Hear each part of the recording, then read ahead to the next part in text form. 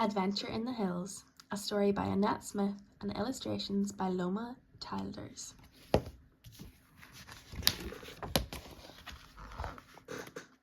"We haven't got far to go before we reach the road," said Tim's dad. "The climb will be much easier then. It won't be so steep." Tim and his best friend Jeff and Tim's parents had set off earlier that morning.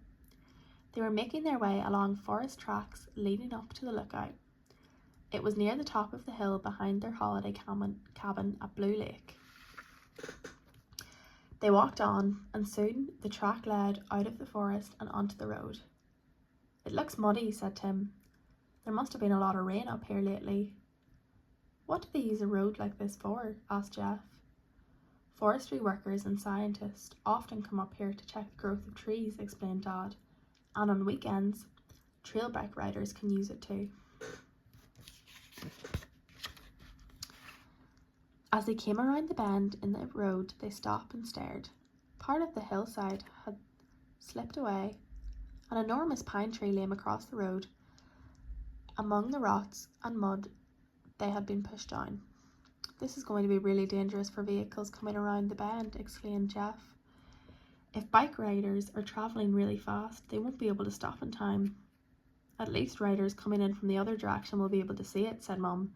"But we're going to have to think of a way to warn people before there's an accident."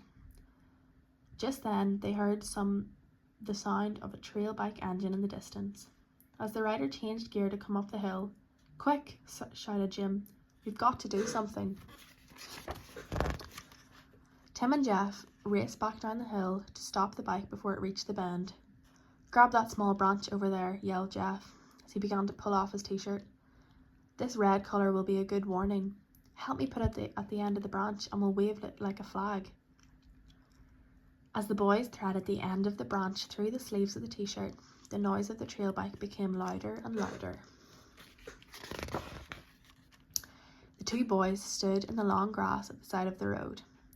When the trail bike came into view, they began to wave the flag frantically. But the rider was concentrating on the bumps and hollows in the slippery surface just in front of him. "He's not slowing down," groaned Jeff. "Wave the flag faster," shouted Tim, "and if we both yell, he might hear us."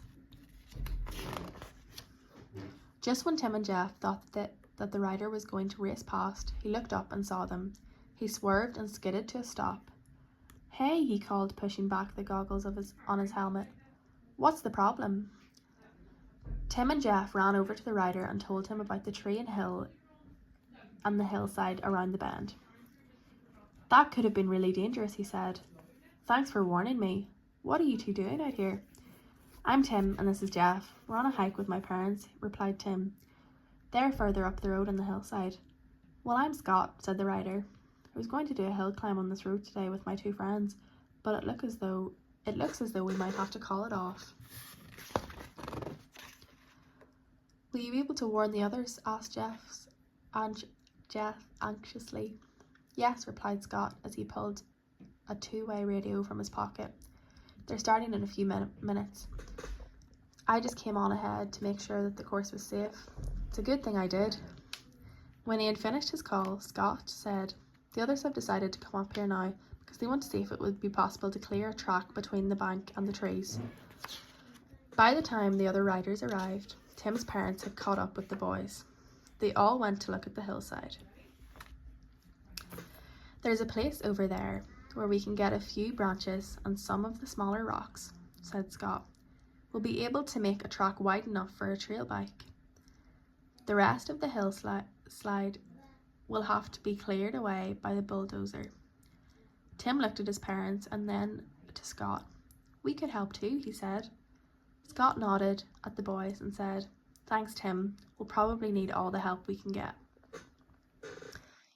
Everyone pushed and pulled at the broken branches and rocks until, at last, they had cleared a path for the trail bikes. "Thanks to you," said Scott, smiling at the boys. "We can go ahead with the hill climb as we planned." Tim and Jeff sat on the bank above the road and waited for Scott and the other riders to come past. It wasn't long before they heard the roars of the trail bikes. "Here they come," yelled Tim. The two boys leaped to their feet and cheered as Scott sped along the road beneath them. "This has been a great day," laughed Jeff. When we left this morning, I never thought we'd end up watching trail bikes.